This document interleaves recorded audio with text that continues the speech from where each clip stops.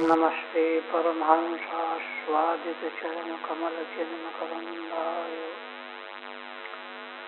भक्तजनमानसनिवासाय श्रीरामचन्द्राय वागीशाय यस्य वदने लक्ष्मीर्यस्य च वक्षसि यस्यास्ते हृदये संवित्तं सिंहमहं भजे। विश्वसर्गो विसर्गादीनवलक्षणलक्षितम् श्रीकृष्णाख्यं परं धाम जगद्धाम नमामि।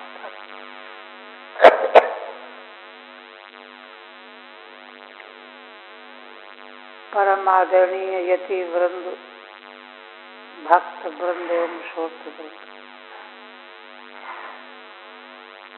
श्रीमद्भागवत के दशम स्कंध उत्तरार्ध का पिछले दिन 51वां अध्याय पूर्ण हुआ, जिसके अंतर्गत श्री भगवान ने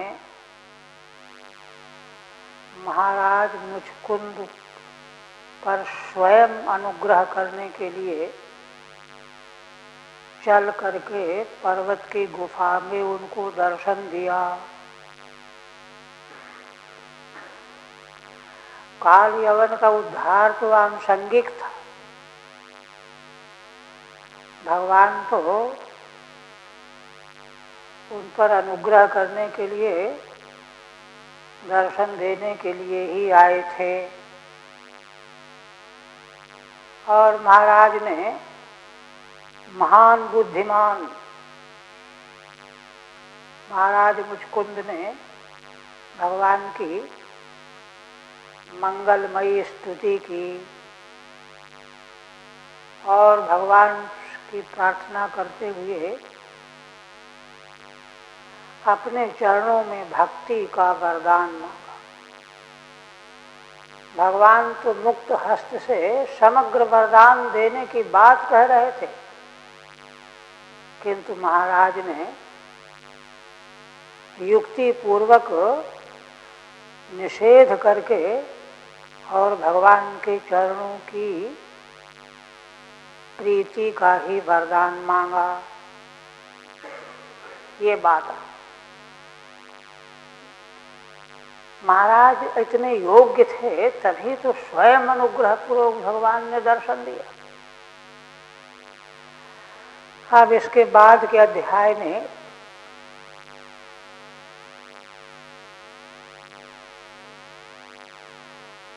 श्रीधर स्वामी कह रहे हैं, 250 धावन भयादिव गतः पुरीम। अग्रिम 52वें अध्याय में भगवान भागते हुए, दौड़ते हुए, मानो भयभीत होकर के भाग रहे, ये लीला। और द्वारिकापुरी को पहुंचेंगे। अन्वमोदत संदेशम रुक्मिण्या द्विज वर्णितम।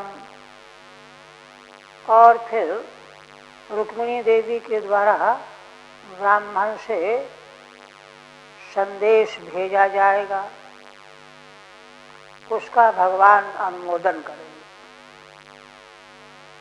यह मंगलमय व्रत 52वें अध्याय में आ रहा है।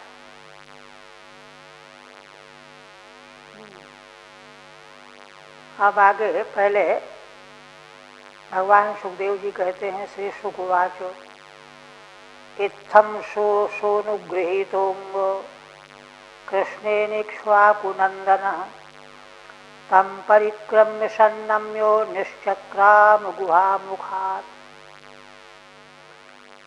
श्री भगवान सुखदेव जी कहने लगे कि राजन, हे अंग संबोधन है परीक्षित के लिए, हे अंग, हे वत्स, इस प्रकार से भगवान श्री कृष्ण के द्वारा इक्ष्वाकु नंदन मुचकुंद पर अनुग्रह हुआ, अनुग्रहित हुए।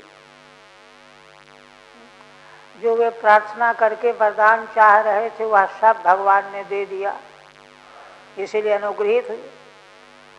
तम परिक्रम्य सन्नम्यो निश्चक्राम गुहा मुखात। इसके बाद अनुग्रहित होकर के महाराज ने भगवान की परिक्रमा की और चरणों में प्रणाम किया और उस गुफा के द्वार से बाहर निकल आए। ठीक है, बाहर जब आए, सर्वेक्ष क्षुल्लकान मर्त्यान पशून विरुद्ध वनस्पतीन मत्वा कलयुगम प्राप्तम जगाम दिशमुत्तराम। महाराज ने बाहर आकर के देखिए सीधे देवलोक से वहीं गुफा में सोने के लिए उन्होंने वरदान मांगा था देवताओं से, इसलिए और कहीं गए ही नहीं, राज्य तो उनका सब खत्म हो गया था। वहां से जगने के बाद वे पहली बार बाहर निकल रहे हैं तो क्या देखा, क्षुल्लकान मर्त्यान, जितने जीव जंतु हैं सब बड़े छोटे छोटे देह वाले हो गए हैं, है ना। पशून विरुद्ध वनस्पतीन, विरुद्ध वनस्पतियां पेड़ पौधे सब छोटे छोटे हो गए। यह देख करके मत्वा कलयुगम प्राप्तम जगाम दिशमुत्तराम, कलयुग को आया हुआ मान करके उत्तर दिशा की ओर चल पड़े। ये देखो, क्योंकि कलयुग का जो विभत्स स्वरूप है वह महान पुरुषों के रहने योग्य नहीं है। यह बात देखिए महाराज युधिष्ठिर ने भी अपना उद्गार व्यक्त किया है प्रथम स्कंध में, जब उन्होंने देखा दृष्ट्वा पापीयसीम वृत्तिम क्रोध लोभान्वितात्मनाम, यह जब देखा महाराज ने कि सभी मनुष्यों की पापपूर्ण वृत्ति होती जा रही, उसमें वृद्धि होती जा रही, क्रोध लोभ झूठ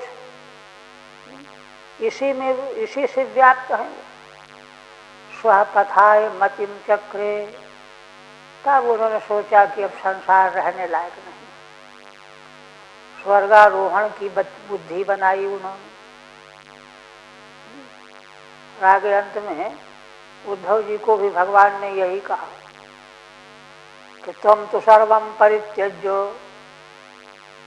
उद्धव तुम सब छोड़ दो और बद्रिकाश्रम चले जाओ, क्योंकि मेरे पृथ्वी छोड़ करके जाने के बाद यह संसार रहने लायक नहीं रह जाएगा। ये देखिए, यह अनुभूति महान पुरुषों को होती है। अब इससे कैसे निर्वाह किया जाए, यह बात जो है शास्त्र क्या कहते हैं उसका अन्वेषण करना चाहिए। क्योंकि या तो उसी कोटि का व्यक्ति हो तो उसको कोई क्षोभ नहीं होगा, किंतु यदि उस कोटि का नहीं है तो वह तो ये सब देख करके क्षुब्ध होगा। तो उसको कैसे संभालना चाहिए अपने को। तो महाराज चले गए। ठीक है, मैं कहते हैं क्षुल्लकान अल्प प्रमाणान, बड़े छोटे छोटे देह हो गए थे।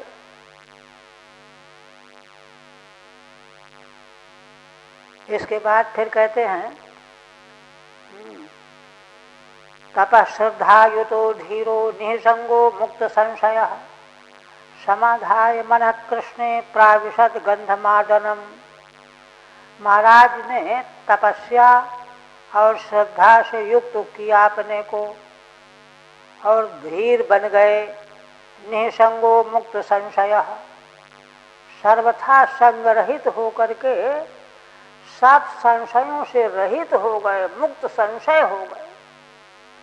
देखिए, एक एक चीज जो है हृदयंगम करने वाली है। यहाँ भगवान ने भी तो लोक संग्रह के लिए उनको यही कहा था कि राजन तुमने, है ना, क्षत्रिय जाति में रह करके शिकार आदि के बहाने प्राणियों का वध किया है, इसलिए तपस्या में लोगों लोक संग्रह के लिए तपस्या और श्रद्धा से युक्त हो गए, धीर बन गए और सबसे निसंग होकर के संशय रहित हो गए। अब भगवान ने जब आज्ञा दे दिया है तो संशय कहाँ रहेगा? मुक्त संशय समाधाय मन कृष्णे, और अपने मन को सम्यक प्रकार भगवान में समर्पित कर दिया, स्थापित कर दिया। प्राविशत गंधमादनम, और गंधमादन पर्वत की ओर चले गए। तपस श्रद्धायुत, तपस श्रद्धायुतो माने तपस्या में श्रद्धा युक्त हो करके। ऐसा नहीं कि हमको तो तत्व ज्ञान हो गया, हमको क्या करना है साधन, ऐसा नहीं। बदरियाश्रमासाद्यो नर नारायणालयम सर्वद्वंद्वसः शांतस्तपसाराधयद्धरिम। गंधमादन पर्वत के मध्य में श्री भगवान नारायण का बद्रिकाश्रम में आश्रम है। नर नारायणालयम, वहीं भगवान नर नारायण तपस्या करते रहते हैं, है ना। कल्प के आदि से कल्पांत तक तपस्या करने में लगे हुए हैं। वहीं पहुंच गए। सर्वद्वंद्वसः शांतः, और महाराज सब प्रकार के द्वंद्व, सर्दी गर्मी भूख प्यास धूप ताप सब, और शांत रह करके तपसाराधयद्धरिम, और इस प्रकार की तपस्या के द्वारा श्री भगवान की आराधना करते रहे। तत्र च बदरियाश्रमम, बद्रिकाश्रम में पहुंच करके उन्होंने इस प्रकार का साधन अपनाया और भगवान को प्राप्त हो गए।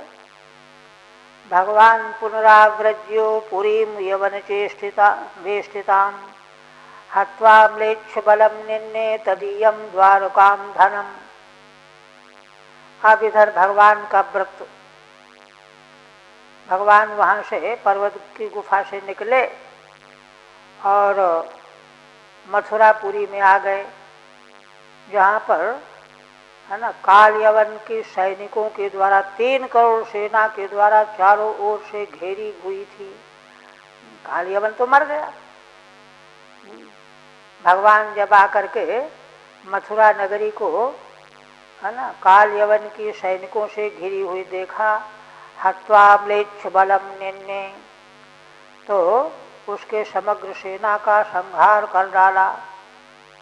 निन्ने तदीयम द्वारकाम धनम, और उसकी सेना के सैनिकों के पास जो धन संपत्ति थी आभूषण के रूप में, वह सब एकत्र करा करके उसको द्वारिका की ओर ले चले।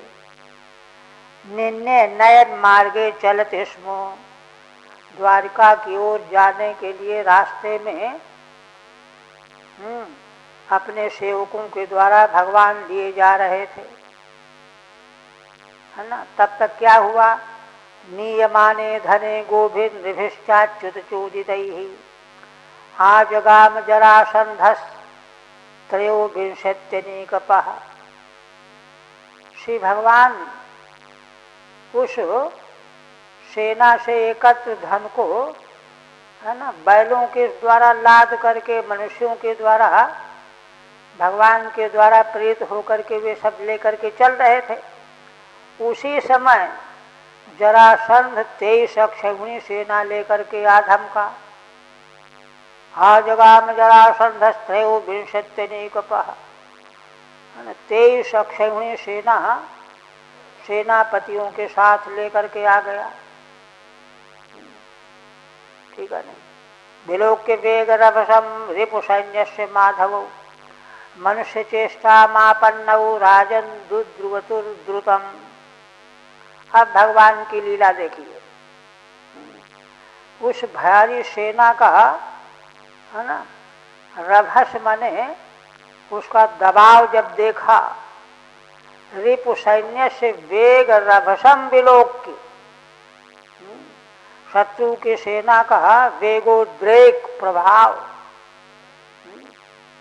दोनों भगवान श्री कृष्ण और बलराम माधव द्विवचन है।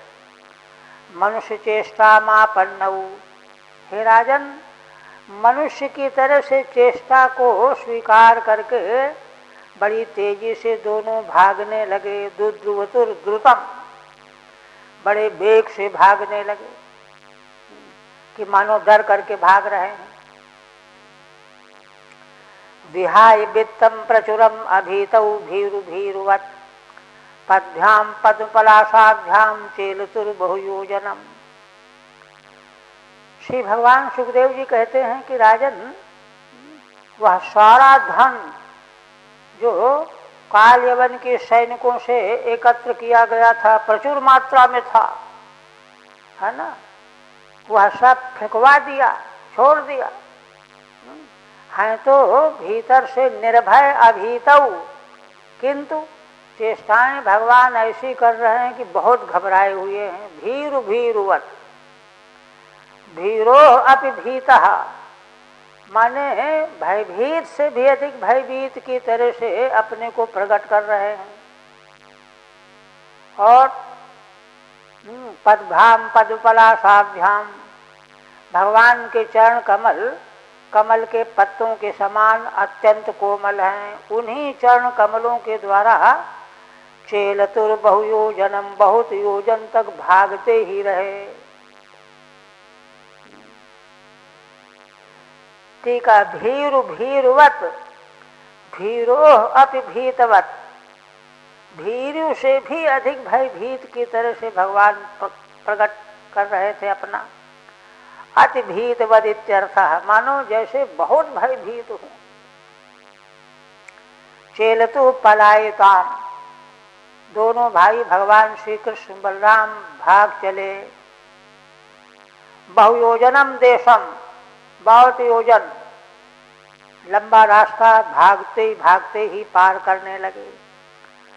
पलायमानौ तौ दृष्ट्वा मागधः प्रहसन् बलि अन्वधावत रथानीकैर ईशयोः अप्रमाणवित्। मगध के राजा जरासंध ने जब दोनों भाइयों को भागते हुए देखा तो बलि जरासंध हंसने लगा। देखो इनको, ये अपने को वीर बनते हैं, डर के मारे भाग रहे हैं। हंसने लगा। अन्वधावत रथानीकैः, और उनके पीछे रथ की सेना लेकर के पीछा किया। ईशयोः अप्रमाणवित्, वे दोनों भगवान श्री कृष्ण बलराम तो ईश्वर हैं, उनके प्रमाण को, बल यत्ता को, सामर्थ्य को वह जानता नहीं था।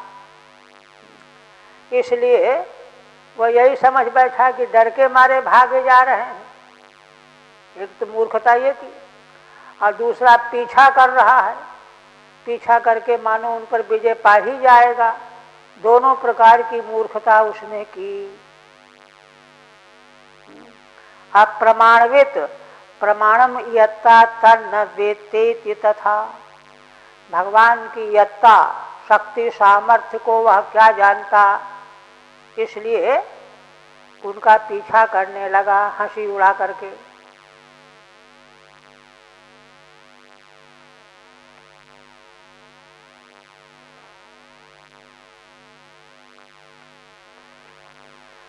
प्रद्रुत्य दूरम संश्रान्तौ तुंगमारुहुतां गिरिम प्रवर्षणाख्यम भगवान नित्यदा यत्र वर्षति। अब भगवान की दूसरी लीला देखिए। कहते हैं दोनों भाई बहुत दूर तक भागते रहे, थक गए। संश्रान्तौ, बहुत थक गए। तब उन्होंने क्या किया, तुंगम गिरिम आरुहुताम, बड़े ऊंचे पहाड़ के ऊपर चढ़ गए। उस पहाड़ का नाम है प्रवर्षणाख्यम, प्रवर्षण नाम का गिरि। भगवान नित्यदा यत्र वर्षति, उसका नाम प्रवर्षण क्यों पड़ा कि उस पर्वत में इंद्र भगवान नित्य वर्षा किया करते हैं। ऐसे उस पर्वत पर भगवान श्री कृष्ण बलराम चढ़ गए। ठीक है।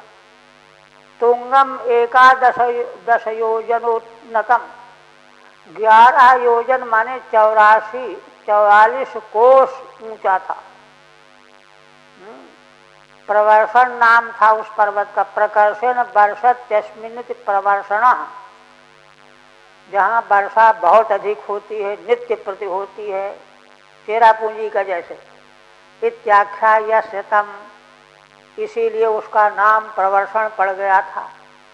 तदा भगवान इति, भगवान इंद्र, भगवान इंद्र वहाँ बहुत वर्षा करते रहते हैं। अब तो जरासंध उसके सैनिकों ने क्या देखा, गिरऊ नीलीना वाग्यायो नाधिगम्य पदम नृपो ददाह गिरिमेधो भी समन्ता दग्धिमुत्सृजन। तब जरासंध ने, है ना, भगवान श्री कृष्ण बलराम को पर्वत में छिपा हुआ जब जाना, पहले बड़ी कोशिश तो की कि पर्वत में भी ढूंढ लूं, किंतु उनका कोई पता न चला। तब उसने क्या किया, ददाह गिरिमेधो भी समन्ता दग्धिमुत्सृजन। पर्वत में जंगल और लकड़ियां तो रहती ही हैं, चारों ओर से लकड़ियों में आग लगवा दिया उसने, चारों ओर से समन्तात, कहीं से वे बच न पाऊं, आग लगा दिया। तत्र विचिन्वन्नपि तयोः पदम निलय स्थानम अनधिगम्य, है ना। टीका में कहते हैं कि उन दोनों भाइयों को खोजने पर भी जब उनका स्थान उसको नहीं मिला, तो उसने पर्वत के चारों ओर लकड़ियों में आग लगवा दी। तब भगवान ने क्या किया, तत् उत्पत्ति तरसा दह्यमान तथा दुभौ दशैक योजनोत्तुंगा निपे ततुरधो भुवि। इसके बाद भगवान जब देखा कि पर्वत की ओर आग लगी हुई है चारों मंडलाकार, तो उसके तट से दोनों भाई श्री कृष्ण बलराम बड़े वेग से उछले और 11 योजन की ऊंचाई वाले पर्वत से दूर जाकर के पृथ्वी पर कूद पड़े। निपेततु अधो भूमि, है ना, 11 योजन पर्वत के नीचे भूमि में जाकर के कूद करके आ गए, गिर पड़े, छलांग लगा दी। ठीक है, ततो गिरे 10 चैकम च योजनानी, है ना, पर्वत से 10 और 11 योजन तावत उत्तुंगान मागध संरोध देश मतिक्रम्य, उतनी ऊंचाई एक। अच्छा, और जहाँ जरासंध की सेना घेरे हुई थी, जिस स्थान को पीछे लगा था ना, तो उसको भी पार करके भगवान उसके घेरा के भी आगे पहुंच गए, है ना। संरोध देशम अतिक्रम्य, अतिक्रमण करके, पर तो अधो निपेततुहु, माने उसकी सेना के परे जा करके भूमि पर भगवान कूद करके आ गए। ये भगवान की लीला। अलक्ष्माणौ रिपुणा सानुगेन यदुत्तमौ स्वपुरम पुनरायातौ समुद्र परिखाम नृपो। भगवान सुखदेव जी कहते हैं कि राजन, सानुगेन रिपुणा अलक्ष्माणौ, अपने अनुयायी सैनिकों के सहित शत्रु जरासंध के द्वारा भगवान को कुछ भी नहीं पता लग पाया। अलक्ष्माण हो गए दोनों भाई। और दोनों यदुत्तमौ स्वपुरम पुनरायातौ, पुनः जो है घूम फिर करके अपनी द्वारिकापुरी में आ गए। समुद्र परिखाम नृपो, भगवान की द्वारिकापुरी में जिसकी खाई समुद्र ही खाई है चारों ओर से, सुरक्षित, टीका नहीं। अच्छा, अब जरासंध ने क्या सोचा, सोपि दग्धा वितिम्रसा मन्वानो बल केशवौ बलमाकृष्य सुमान मगधान मागधो ययौ। उधर जरासंध ने भी झूठा ही यही मान लिया कि भगवान श्री कृष्ण बलराम जल करके मर गए, बल के सबो दग्धौ, भस्म हो गए आग में। अब तो उसने अपनी सेना को लौटाला, बलम आकृष्य सुमान मगधान मागधो ययौ। अब तो वहां से चल करके वह हाँ, मगध नरेश जरासंध अपने मगध देश को सारी सेना को लेकर के वापस आ गया। टीका नहीं, भगवान की यह लीला पूरी हुई। अब भगवान के विवाह का प्रसंग आगे प्रारंभ करने जा रहे हैं, किंतु उसके पहले बलराम जी का विवाह, बड़े भाई बलराम जी है ना, तो कहते हैं आनर्धाधिप अनर्ताधिपति श्रीमान रैवतो रेवती मुसुताम ब्रह्मणा चोदित प्रादाद बलायेति पुरोदितम। श्री भगवान सुखदेव जी कहने लगे कि राजन देखो, यह बात हमने तुमको पहले बताई है 9वें स्कंध में। क्या बताई है? अनर्त देश के अधिपति श्रीमान महाराज रैवत अपनी कन्या रेवती का विवाह करने के लिए योग्य वर के लिए ब्रह्मा जी के लोक में गए थे। उनसे जाकर के प्रार्थना करके पूछा योग्य वर बता दीजिए। उन्होंने कहा कि अरे अब तो वहाँ सब खत्म हो गया, जिनको जिनको सोचा था तुमने। अच्छा कोई बात नहीं, जाओ यदु प्रवीर बलराम जी को भगवान के अवतार ही हैं, उनको तुम यह कन्या दे दो। तो ब्रह्मणा चोदित अपराधात बलायेति पुरोदितम, श्री ब्रह्मा जी के द्वारा प्रेरित किए जाने पर बलराम जी को दे दिया था। रैवत महाराज ने यह बात पहले हमने कही है तुमको। टीका में कहते हैं श्री कृष्ण से विवाह निरूपयितुम, भगवान श्री कृष्ण के विवाहों का निरूपण करने के लिए बहुवचन है। बहुत विवाह भगवान के होने वाले ना, 800 पटरानियाँ और 16,101 और बलदेव विवाहम नवम स्कंधोक्तम अनुस्मारयति, बलदेव जी का विवाह जिसका उल्लेख नवम स्कंद में हो चुका है उसको स्मरण करा रहे हैं आनर्तेति के द्वारा। फिर कहते हैं कि प्रमथ्य तरसाराज्ञ साल्वादिश्चैद्य पक्षगान। अच्छा हाँ, भगवान अपि गोविंद उपये में कुरुद्वः। श्री बलराम जी का विवाह रेवती देवी के साथ हो गया। अब भगवान अपि गोविंद उपये में कुरुद्वः, कुरुद्वः परीक्षित के लिए संबोधन है। वैदर्भीम भीष्मक सुताम श्रियो मात्राम स्वयंवरे।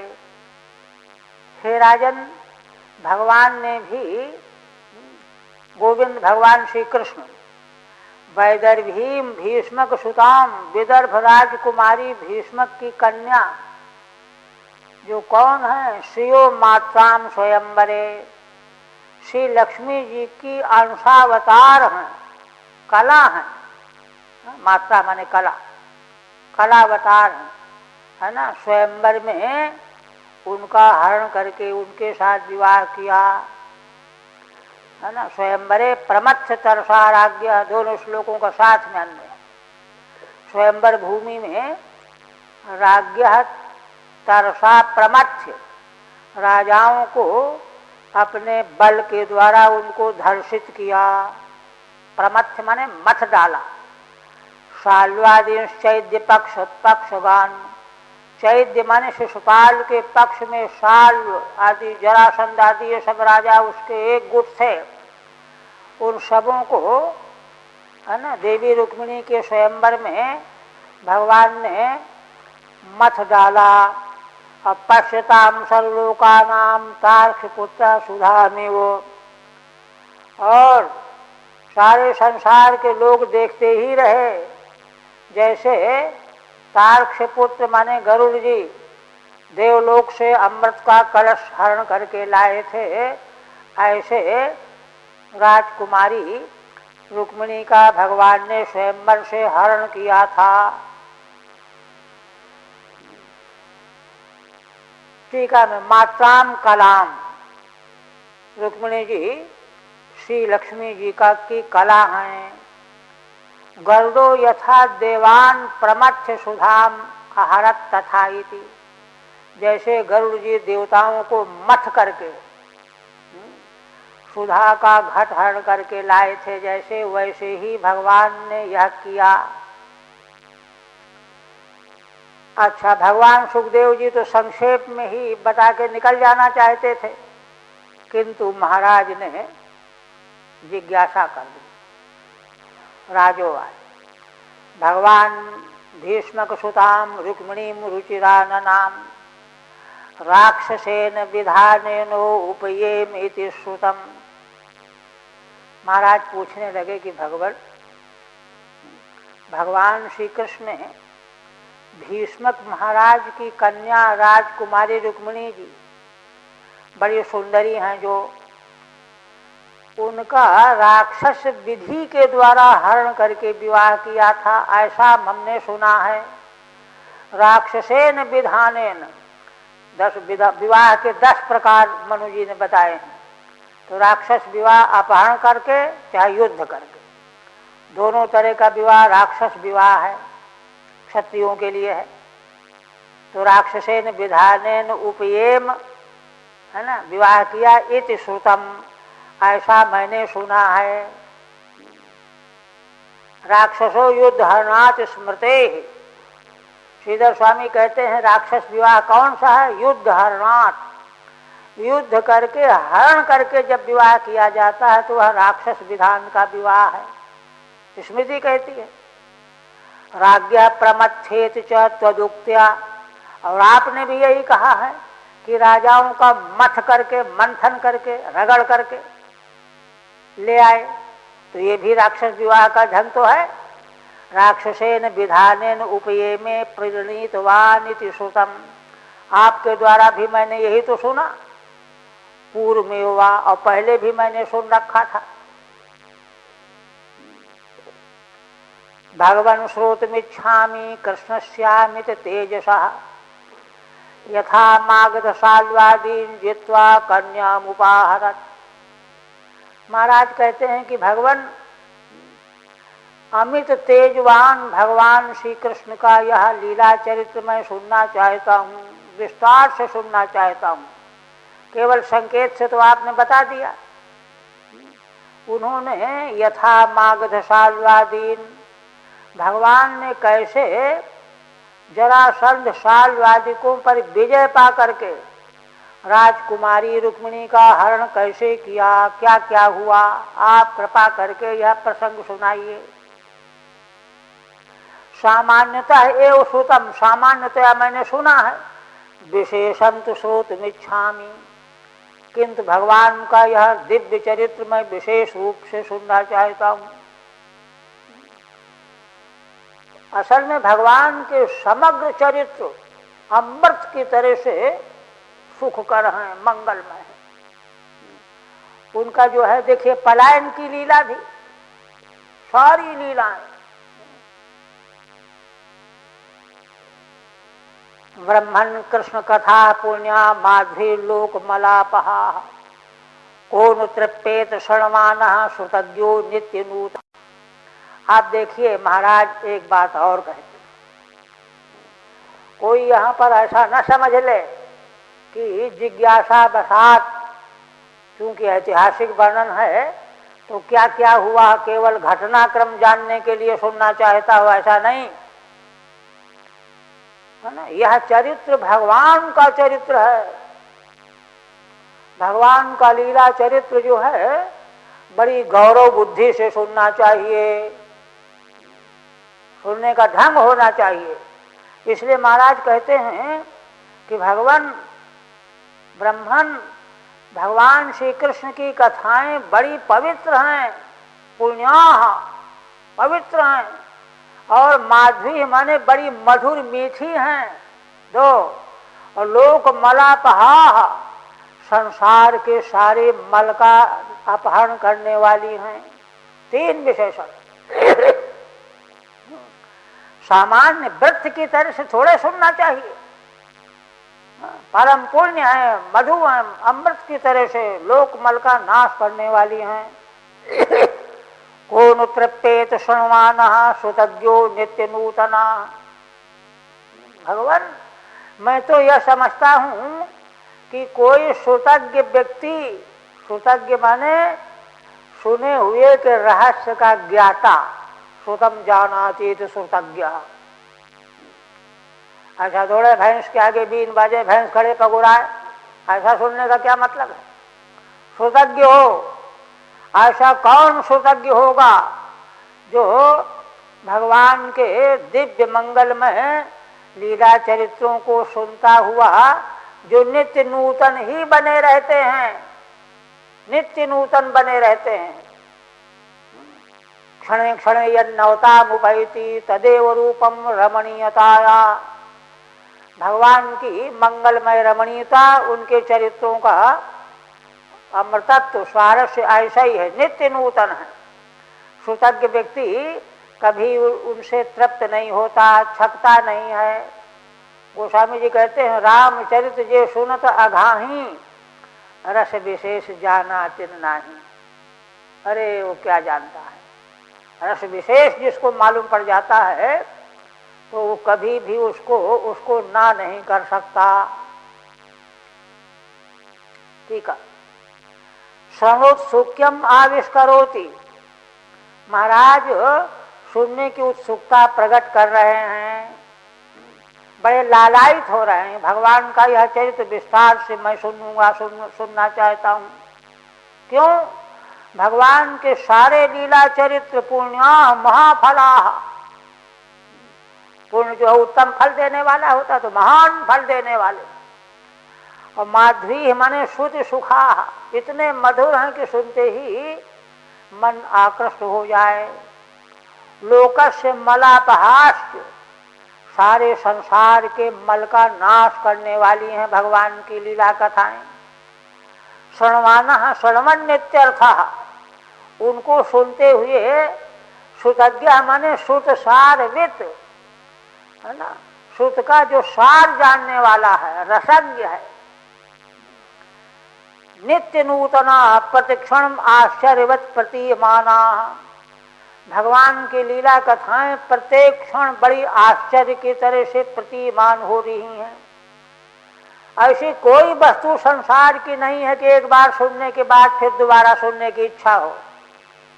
किंतु देखिए, रामायण, महाभारत, श्रीमद् भागवत, ये शास्त्र ऐसे हैं कि इनको हजारों बार सुन करके भी मन वहीं पहुंच जाता है।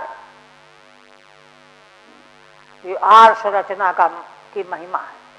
भगवत संबंधी लीला का वर्णन है, आर्ष रचना है।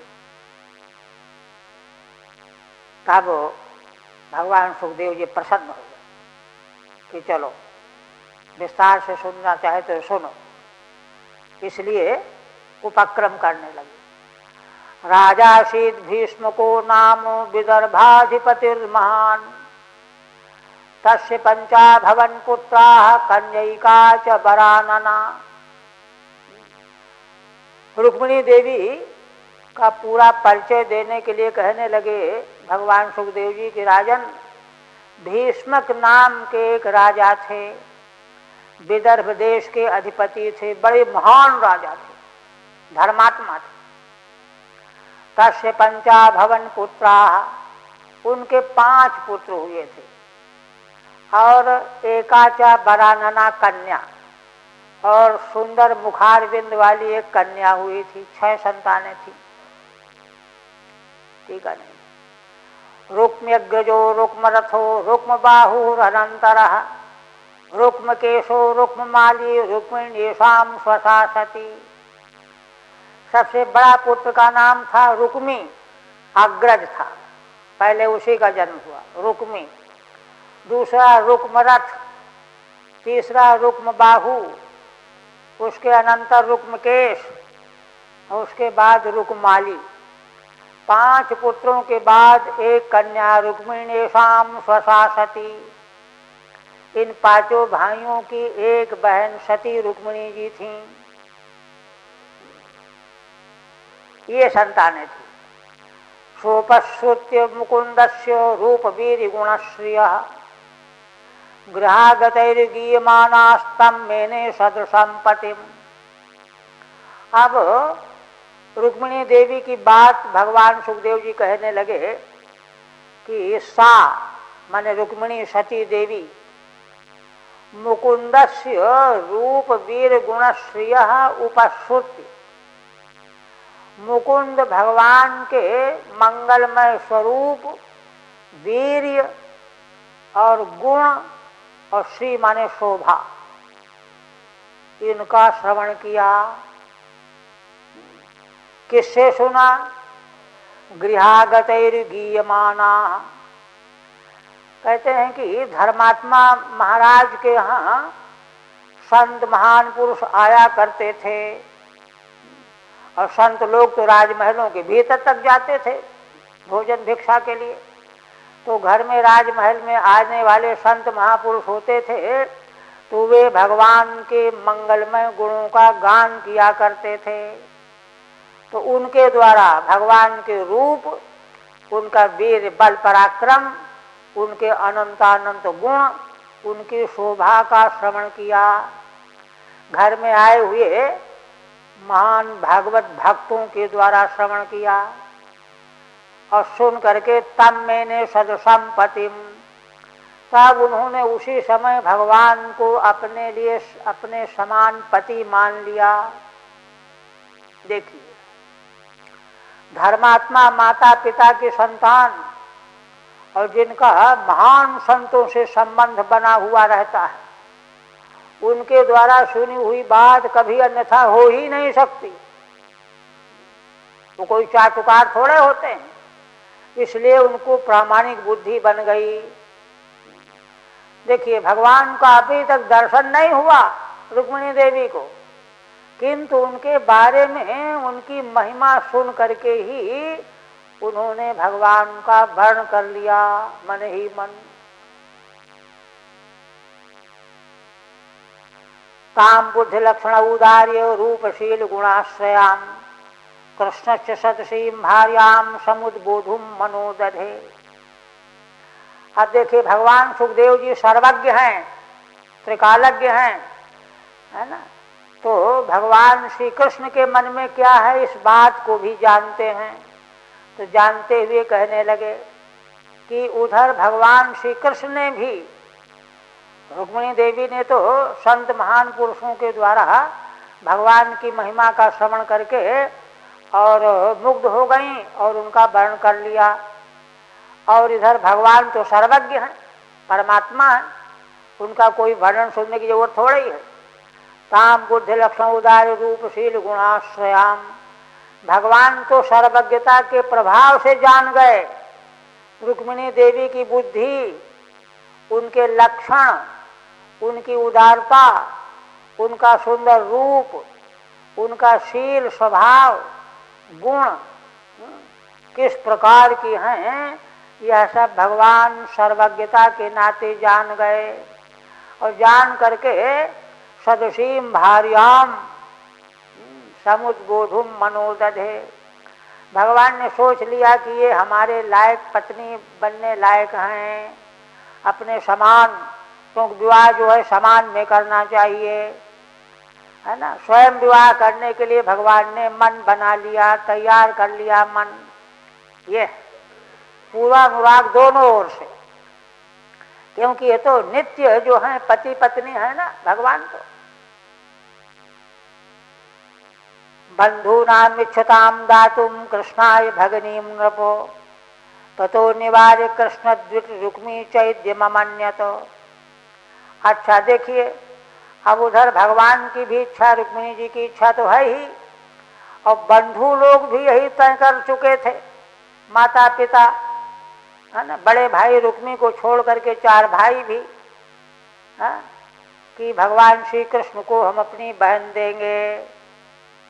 किंतु भगवान श्री कृष्ण से रुक्मी जो है द्वेष करता था। ये जो है असुरों के अंश से था। ततो निवार्य कृष्ण द्वित, कृष्ण भगवान से द्वेष करने के कारण रुक्मी ने इस बात का खंडन किया और कहा कि नहीं नहीं, हम जो है अपनी बहन के लिए अच्छा वर हमने ढूंढ रखा है, शिशुपाल। बताओ, चैद्यम शिशुपालम अमान्यत, ऐसा जो है उसने सिद्ध किया, समझाया लोगों को। चैद्यम अमन्यत तस्या वरमित्यर्थः, तदवेत्याशितापांगी वैदर्भी दुर्मना वृषम, द्विचिन्त्याप्तं द्विजं कंचित कृष्णाय प्राहिणोद्धृतम्। देवी रुक्मिणी को यह बात मालूम पड़ गई। अब घर में जब और सबों के सामने चर्चा हुई तो उनको मालूम पड़ गई बात। यह आशिता पांगी माने जिनके, है ना, आशित अपांग नेत्र प्रांत जिनके आशित कृष्ण वर्ण के हैं, काले वर्ण के।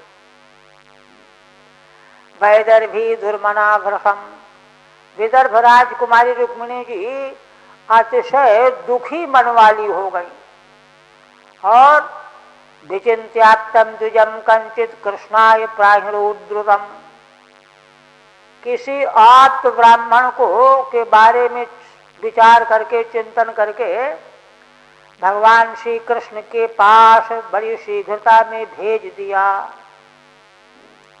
देखिए, रुक्मिणी जी के तमाम गुणों में पहला गुण बुद्धि बताई गई है। बुद्धि का उपयोग यही है कि ऐसे समय में क्या करना चाहिए। अब जो है विवाद करो, झगड़ा करो, भाइयों से लड़ाई करो, माता पिता से झगड़ा करो, ये तो ठीक नहीं। इसलिए जो है उन्होंने बुद्धि पूर्वक योग्य आप्त ब्राह्मण को चयन करके उसको भगवान के चरणों में भेज दिया। द्रुतम प्राहिणोत, अवेत्य माने ज्ञात्वा, जान करके। आशिता पांगी सुनील कटाक्षा, जिनके नेत्र कटाक्ष नील वर्ण के हैं, कृष्ण वर्ण के हैं। कृष्णाय कृष्णम आने तुम प्रेषयामास, यहाँ तुम उनके अर्थ में चतुर्थी है। भगवान श्री कृष्ण को, है ना, के दर्शन करने के लिए, लिवा लाने के लिए प्रेषित किया। प्रेषयामास, द्वारकां सा समभ्येत्य प्रतिहारै प्रवेशितः, अपश्यदाद्यं पुरुषम आसीनं कांचनासने। वे ब्राह्मण देवता पहुंच गए द्वारिकापुरी और प्रतिहारों से पूछा। प्रतिहारों ने भगवान के पास उनको लिवा, है ना, लिवा जा करके दर्शन करा दिया। क्योंकि ब्राह्मणों को, राज दरबार में ब्राह्मणों को रोकने की इजाजत नहीं थी। कोई ब्राह्मण महाराज से मिलना चाहे तो सीधे चला जाए, किंतु प्रतिहारों के द्वारा जो है उनको प्रविष्ट करा दिया गया।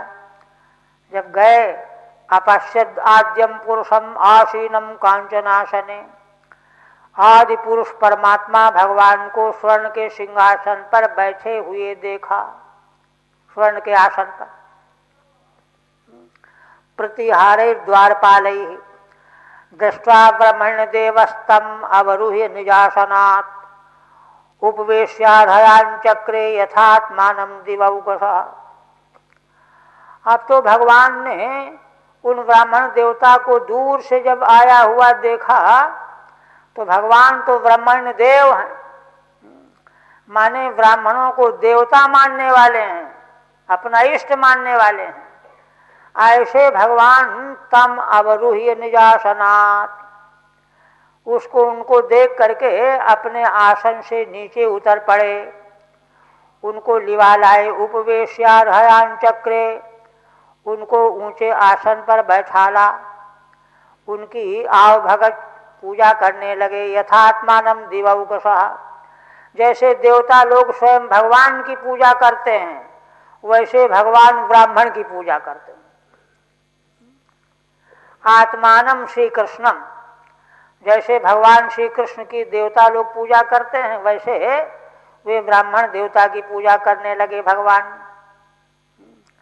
तम भुक्तवंतम विश्रांतम उपगम्य शताम गति, पाणिनाभिमृशन पादा अव्यग्रस्तम अपृच्छत।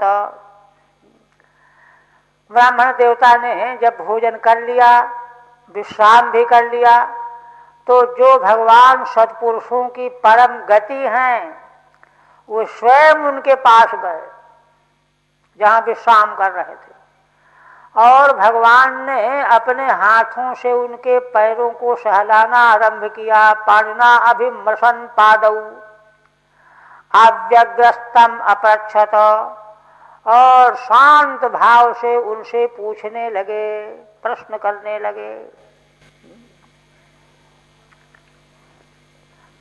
है ना। अभिमृशन शनै सम्मर्दयन, धीरे धीरे सहलाते हुए चरणों को पूछने लगे। क्या पूछते हैं देखिए, माने भगवान पद पद पर धर्मशास्त्र का आश्रय लिए हुए। ब्राह्मण अपने पास में आवे तो उससे क्या पूछना चाहिए, मनु जी ने इसका उल्लेख किया है स्मृति में। क्षत्रिय आवे तो उससे क्या पूछना चाहिए, वैश्य आवे तो उससे क्या पूछना चाहिए, ये उल्लेख किया।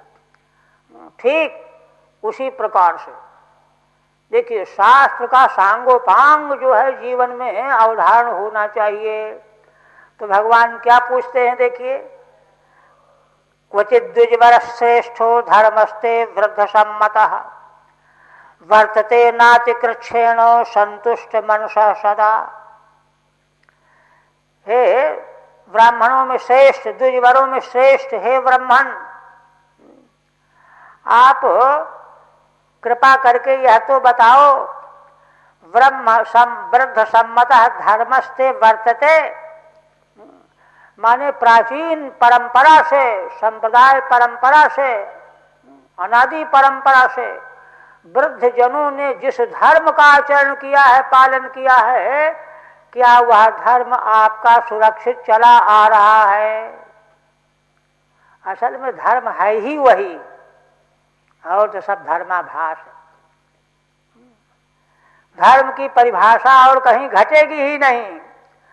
वृद्ध सम्मतः ते धर्म वर्तते, माने वह सुरक्षित बना हुआ है, माने नाना प्रकार की कठिनाइयों के कारण कहीं वह छूट तो नहीं गया, नष्ट तो नहीं हो गया, मजबूरी तो नहीं आ गई। जैसे ऋषियों को असुर लोग वेद पारायण नहीं करने देते थे, यज्ञ नहीं करने देते थे, तब वे बेचारे छिप करके पर्वत की गुफाओं में वेद का पारायण करते थे, अग्निहोत्र करते थे। ऐसी कोई समस्या तो नहीं है। नातिकृच्छेन संतुष्ट मनसा सदा, और उस धर्म की रक्षा करने के लिए आपको बड़ी कठिनाई तो नहीं उठानी पड़ रही है। संतुष्ट मनसा सदा, क्या संतुष्ट मन से बने रह करके आप सांगोपांग धर्म के मार्ग पर जैसा आप चाहते हैं वैसा हो रहा है ना? ये भगवान का प्रश्न।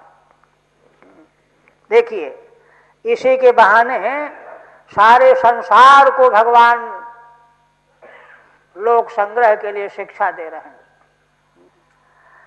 संतुष्टो यदि वर्तेत ब्राह्मणो येन केनचित् अहीयमानः स्वाधर्मात् साह्यस्याखिल कामधुक्। भगवान कहते हैं कि यदि माने यदा, जिस समय ब्राह्मण येन केनचित् संतुष्टः वर्तेत, ब्राह्मण का स्वरूप स्वभाव ऐसा होना चाहिए, चाहे जैसी भी स्थिति है, दोनों टाइम रोटी मिलती है चाहे नहीं मिलती है, येन केनचित् संतुष्ट रह रहा है। अहीयमानः स्वाधर्मात्, है ना, किसी प्रकार की कमी के कारण अपने धर्म को त्याग नहीं रहा है। अहीयमानः, अपने धर्म को बिल्कुल त्याग नहीं रहा है। साह्यस्याखिल कामधुक्, भगवान कहते हैं कि उसका इस प्रकार से संतुष्ट मन हो करके अपने धर्म का कभी त्याग न होने देना ही उसके समस्त कामनाओं को पूर्ण करने वाला होता है, एक।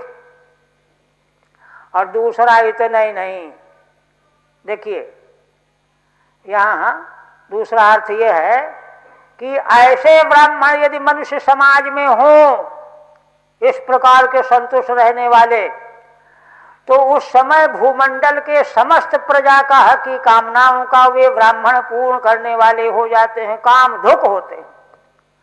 वे प्रजा की समस्त कामनाओं को पूर्ण करने वाले ब्राह्मण होते हैं। इसलिए राजा लोग ऐसे ब्राह्मणों की रक्षा किया करते थे। ठीक है। साधर्मो अस्य ब्राह्मण से अखिल काम दोग्धा भवती। उस ब्राह्मण का ऐसा धर्म जो है समस्त कामनाओं का दोहन कराने वाला होता है, एक उसी ब्राह्मण का। दूसरा, यद्वा सा ब्राह्मणों अस्य विश्वस्य अखिल काम धुगिति, दूसरी व्याख्या भी है। अथवा वह ब्राह्मण ही समस्त विश्व की अखिल कामनाओं को दोहन करने वाला हो जाता है। तभी तो महाराज दशरथ, महाराज जनक अपने कुल पुरोहित वशिष्ठ की आज्ञा में निरंतर स्थित रहते थे। उनसे प्रार्थना कर दिया, बस हुए जाने उनका काम जाने, उनको कुछ नहीं सोचना पड़ता था। ये वर्णन है।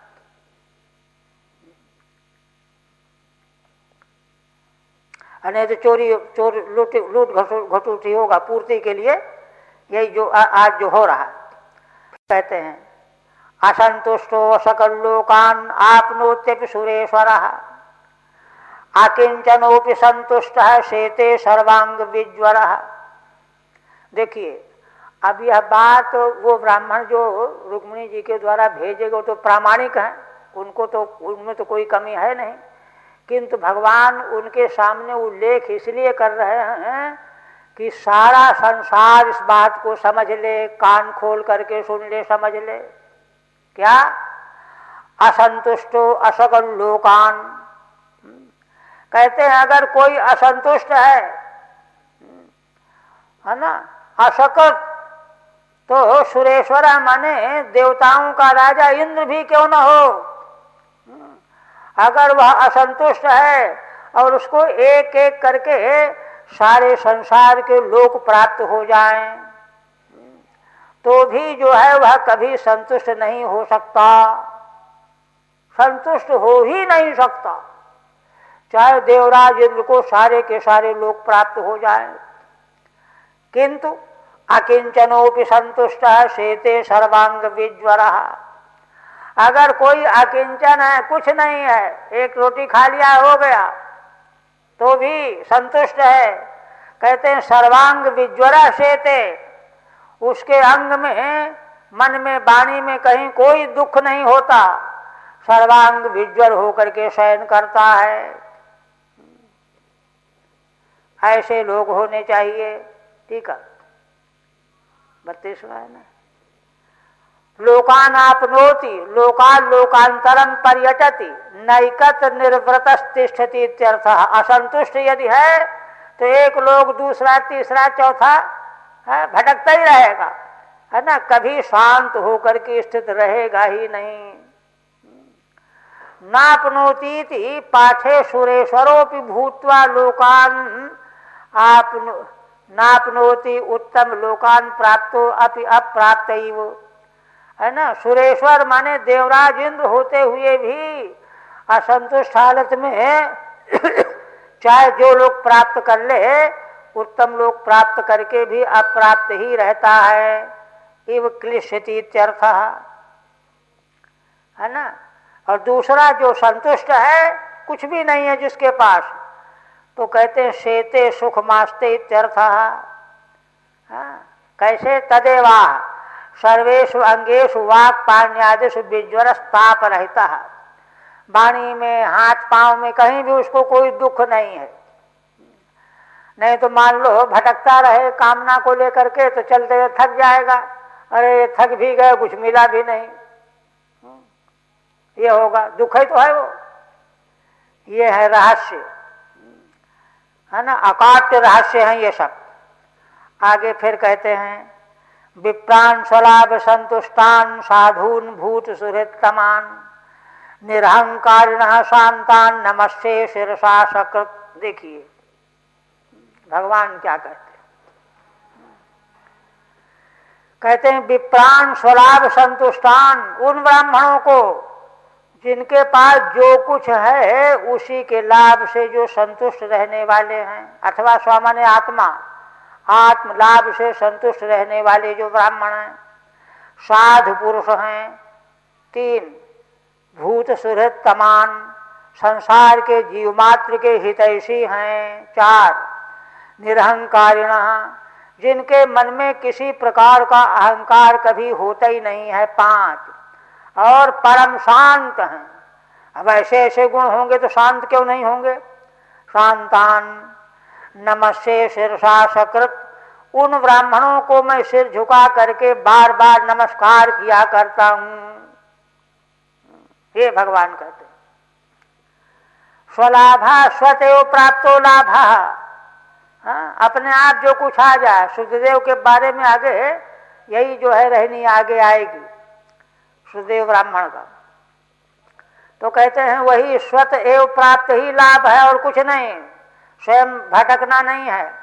आत्मलाभ हो अथवा स्वमने आत्मा, आत्मलाभ आत्मज्ञान। तेन संतुष्टान पूर्णान, उसे संतुष्ट माने परिपूर्ण रहने वाले हैं। साधुन स्वधर्म निष्ठान, साधु कहने का मतलब अपने धर्म में परिनिष्ठित हैं, उनको मैं प्रणाम करता हूँ। फिर कहते हैं कच्चिद वह कुशलम ब्रह्मन् राजतो यश ही प्रजा, सुखम बसंत विषय पाल्यमाना समे प्रिय। भगवान कहते हैं कि हे ब्रह्मन, यह तो बताइए आप कि आप जहाँ रह रहे हैं कुशल से रह रहे हैं, और उन महाराज जिनके राज्य में आप निवास करते हैं, उन महाराज के राज्य की प्रजा भी संतुष्ट सुखपूर्वक रह रही है ना, है ना। और कहते हैं कि जिन राजाओं के राज्य की प्रजा सुखम बसंती विषय, है ना, राजाओं के द्वारा पुत्र के समान पालन की जाने वाली प्रजा सुखपूर्वक जिस राजा के राज्य में निवास करती है, समे प्रिय, वह मुझको बड़ा प्रिय लगता है। माने ब्राह्मण कैसा प्रिय लगता है और क्षत्रिय कैसा प्रिय लगता है।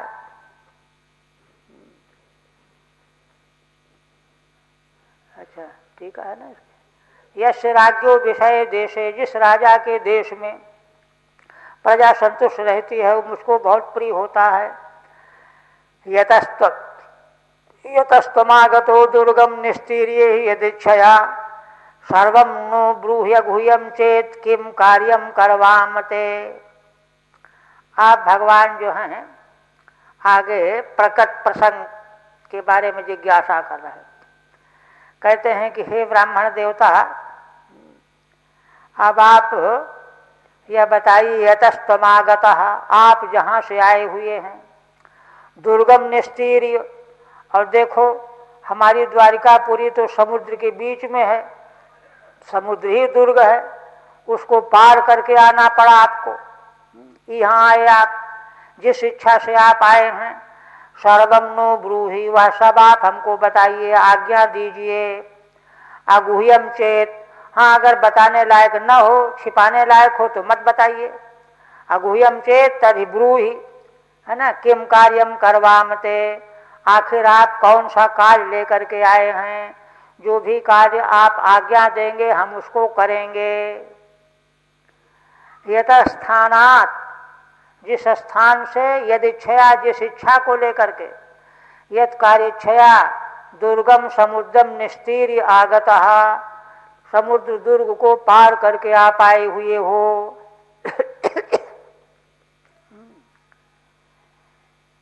तब जो है अच्छा, एवं संप्रश्नो ब्राह्मणः परमेष्ठिना लीला गृहीत देहेनो तस्मै सर्वम अवर्णयत। भगवान सुखदेव जी कहते हैं कि राजन, इस प्रकार से, है ना, जब ब्राह्मण से भगवान ने आनंद पूर्वक विधिवत प्रश्न किया, पूछा,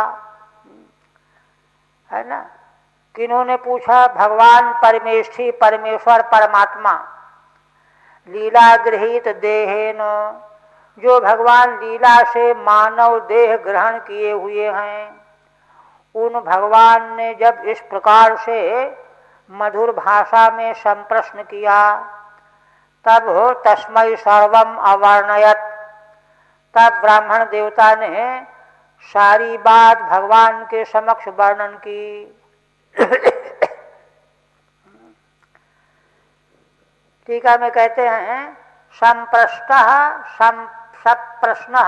संप्रश्नः प्रष्टव्यो अर्थो यमशः, माने प्रष्टव्यार्थ जिनसे पूछा गया है, जो पूछना ही चाहिए कि आप किस प्रयोजन को लेकर के आए हैं।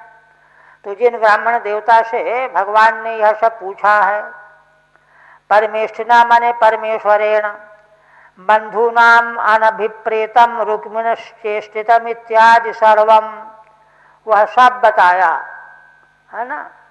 माने बंधु बांधव जो हैं नहीं चाह रहे हैं देवी रुक्मिणी का आपके साथ विवाह करना, किंतु रुक्मिणी देवी ने इसी चिंता में है ना दुखी होकर के मुझको आपके चरणों में भेजा है और यह कहा है, पत्र दिया है ना।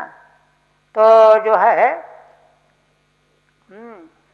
अब आगे जो है कह रहे हैं, रुक्मिण्या स्वयं एकांते लिखित्वा दत्त पत्रिकाम, रुक्मिणी देवी ने स्वयं एकांत में भगवान को संबोधित करके पत्र लिखा और ब्राह्मण देवता को दे दिया।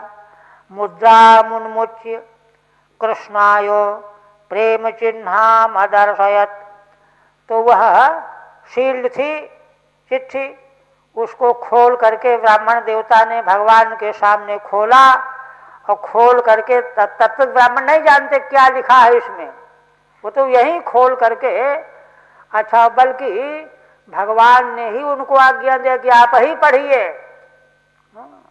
ये नहीं कि जो हम अकेले में पढ़ेंगे एकांत में पढ़ेंगे, नहीं, आप ही पढ़िए। वहीं भगवान ने कह दिया, प्रेम चिन्हाम अदर्शयत दिखाया। ब्राह्मण श्री कृष्णानुज्ञा वाचयति, देखिए श्रीधर स्वामी कहते हैं कि ब्राह्मण देवता भगवान की आज्ञा पा करके चिट्ठी को स्वयं बाँचने लगे। श्रुत्वेति रुक्मिण्युवाचो, है ना, रुक्मिणी जी कह रही हैं, कथन करने वाली वही हैं, तो उनका उल्लेख करके ब्राह्मण देवता बाँचने लगे पत्र को। रुक्मिण्युवाचो, क्या कहते हैं रुक्मिणी देवी पत्र में, श्रुत्वा गुणान् भुवन सुंदर शृण्वतां ते निर्विश्य कर्ण विवरैर्हर्तोंगतापम रूपम दशाम दशिमतामखिलार्थ लाभम त्वय्युता विशति चित्तमपत्रपम में। रुक्मिणी देवी के पत्र के 7 पद्य हैं। उसका प्रथम पद्य क्या है, भगवती रुक्मिणी देवी कहती हैं, हे भुवन सुंदर, संबोधन है ना, माने भूमंडल में सर्वाधिक सुंदर आप ही हो। 14 भुवनों में भगवान के समान सौंदर्य और कहीं नहीं है, इसलिए भुवन सुंदर है ना। ते गुणान श्रुत्वा, आपके गुणों को सुन करके, आपके गुणों को सुन करके, कैसे हैं भगवान के गुण, शृण्वताम निर्विश्य कर्ण विवरई हार्तोंगतापम, विशेषण है। भगवान के गुण कैसे हैं, माने भगवान के गुणों का जो भी श्रवण करता है तो श्रवण करने वाले के कानों के द्वारा वे उसके भीतर चले जाते हैं और सुनने वाले के शरीर के तापों का नाश करने वाले हैं भगवान के गुण।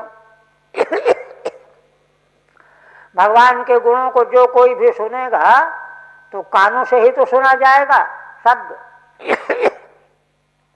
तो कानों के द्वारा भगवान के गुण अंदर जा करके श्रोता के सारे अंगों के तापों को शांत कर देने वाले हैं, ऐसे गुण हैं।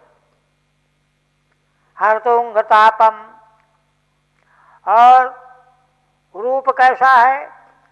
रूपम दशाम दशिमताम अखिलार्थ लाभम।